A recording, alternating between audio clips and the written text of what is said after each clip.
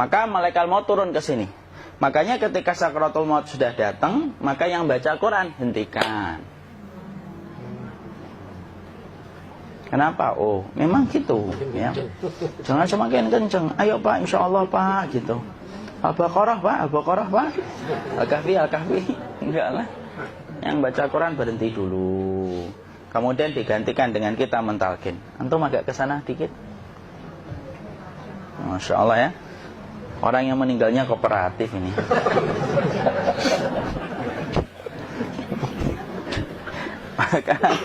maka agak ke sini ya.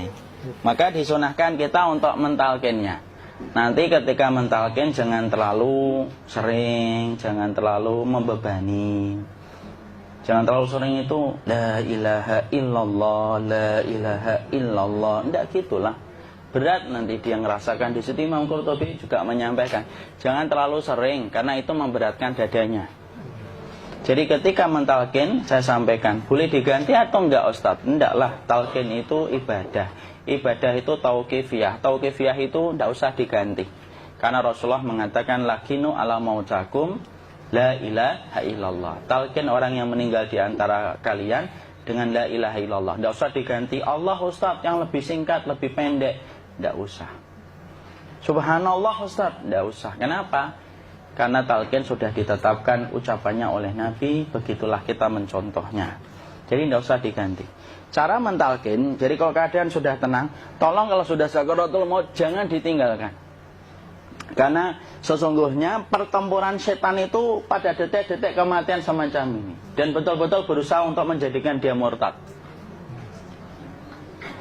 Nanti makanya di situ di buku nanti dibahas kan, pertempuran setan itu sampai detik-detik orang mau mati itu sudah ayo kufur, murtad aja tuh, kamu sakit kan? Nah, itu kayak gitu. Makanya jangan ditinggal. Capek gitu kok nggak meninggal gitu ya. Udah gantian mas. Dan jangan kemudian meninggalkannya. Mangkat dulu gitu. Enggak lah, janganlah. Terus ditampingi terus. Kalau bisa ya sudahlah, berikan waktunya kita untuk sementara waktu itu betul-betul berkhidmah kepada orang yang kita cintai terakhir kalinya. Cara kita kemudian mentalkin adalah, yaitu adalah di sebelah kanannya la ilaha illallah. Biarkan dia mencerna dulu, tidak usah buru-buru kemudian kita langsung nimpali lagi. Dia mencerna dulu sembari kita doakan, peluk, ya Allah dimudahkan gitu. Kalau ada orang yang bisa ngucapin la ilaha illallah, itu siapa yang memberikan itu? Ustaznya memberikan kekuatan Allah Pak. Karena ngomong aduh aja sudah tidak mampu. Makanya Allah berfirman dalam surat Ibrahim, yusabbitullahu alladhina amanu bil qawli tsabit fil hayatid dunya wa fil akhirah. Allah teguhkan perkataan orang yang beriman dalam kehidupan dunia dan akhirat. Dunia itu ya ketika menjelang kematiannya. Makanya dia bisa ngomong la ilaha illallah. Sebenarnya ngomong aduh aja udah gak mampu. Kalau bisa ngomong, dia pasti ngomong aduhnya dulu. Tapi Allah yang menggerakkan. Ngomong la ilaha illallah. Makanya mangkana akhiru kalamihi la ilaha illallah dakhalal jannah. Barang siapa akhir kalamnya itu adalah la ilaha illallah, pasti masuk surga. Makanya kita lagi la ilaha illallah. Dah. Coba dulu.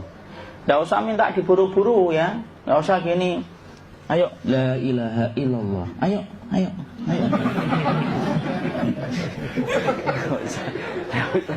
Enggak usah gitu.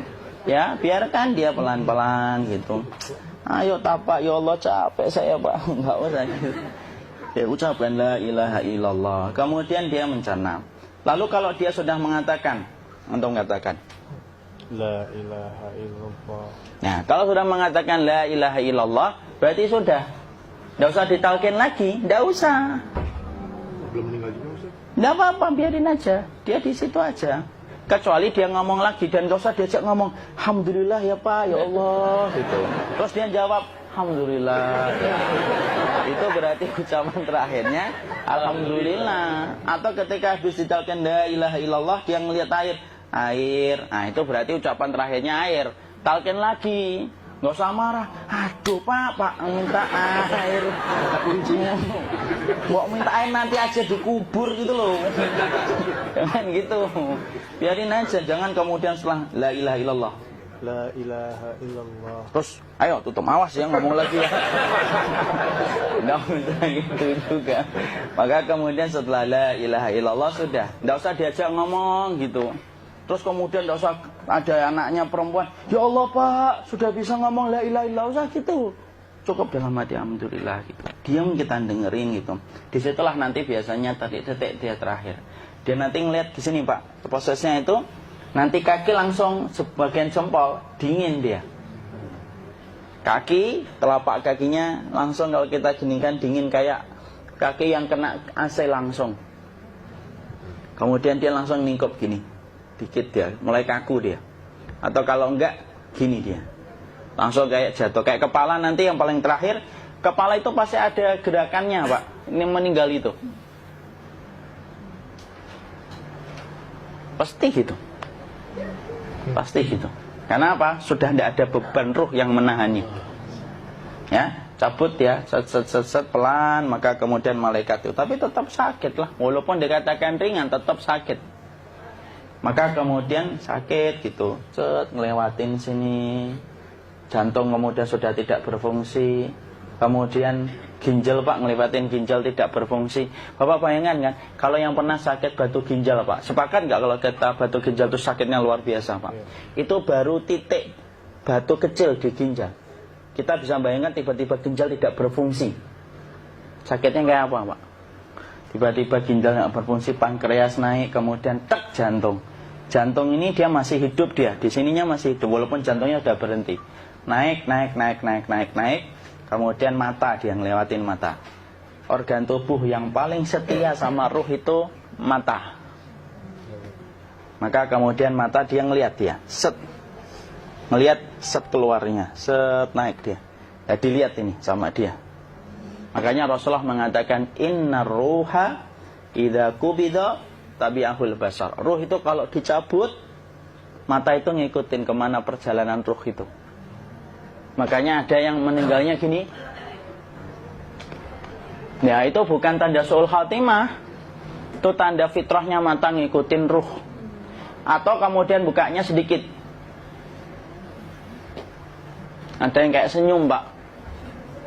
Ada yang kesini yang keringetan. Nah, itu tanda husnul khatimah. Ada yang senyum. Jadi sakitnya setelah selesai itu plong gitu loh. Makanya kemudian ada yang tersenyum. Maka itu tanda. Kalau kita ngelihat orang yang membuka mata kayak gini, tidak usah takut. Cepat-cepat kemudian kita nanti tutup. Biasanya kalau terlalu lama, itulah yang menjadikan ini tidak bisa ditutup. Makanya harus pakai kapas akhirnya. Karena apa? Karena pas meninggal nggak langsung ditutup. Biasanya karena perawat takut, dokternya juga nggak tahu itu, dibiarin itu. Makanya ada beberapa mata yang ditutup pakai tensoplas kan? Sebenarnya kalau langsung bisa nutup dia, fitrahnya nutup mata itu. Jadi kemudian kita baca Allahumma firlahu warhamhu wa'afihi wa'fuanhu atau bismillah wassalatu wassalamu ala rasulillah, tutup. Bismillah. Tidak usah takut. Kecuali buka lagi ya, ini baru kita kabur bareng. Kalau buka lagi Pak, Insya Allah Pak, ya Allah ya kita kabur bareng-bareng Pak. Diusap Pak, diusap gini. Enggak disenggol gini enggak. Begini kan, sudah meninggal dunia. Tangan boleh begini, boleh diluruskan, enggak ada ketentuannya. Boleh gini, boleh kemudian lurus. Tidak usah disalahin kalau ada yang lurus. Lu itu tangannya gimana sih? Posisikan kayak sholat. Tidak ada perintah kayak gitu.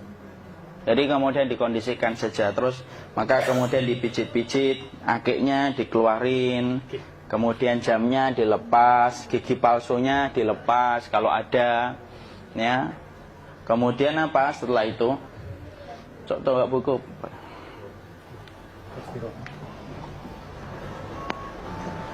Kemudian kalau bisa awal-awal kemudian taruh buku atau sesuatu yang agak berat di perutnya ketika baru meninggal dunia.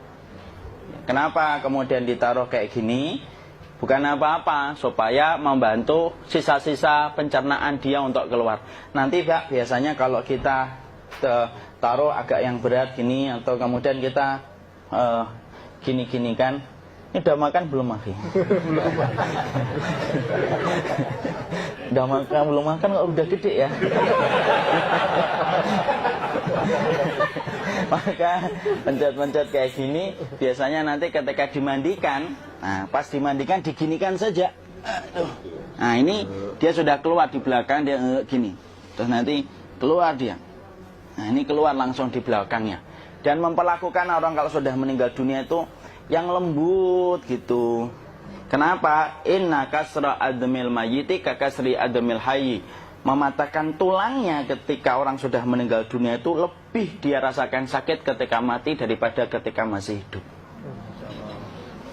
Tuh Islam itu sampai sama orang mukmin itu kalau sudah meninggal aja sampai selembut itu.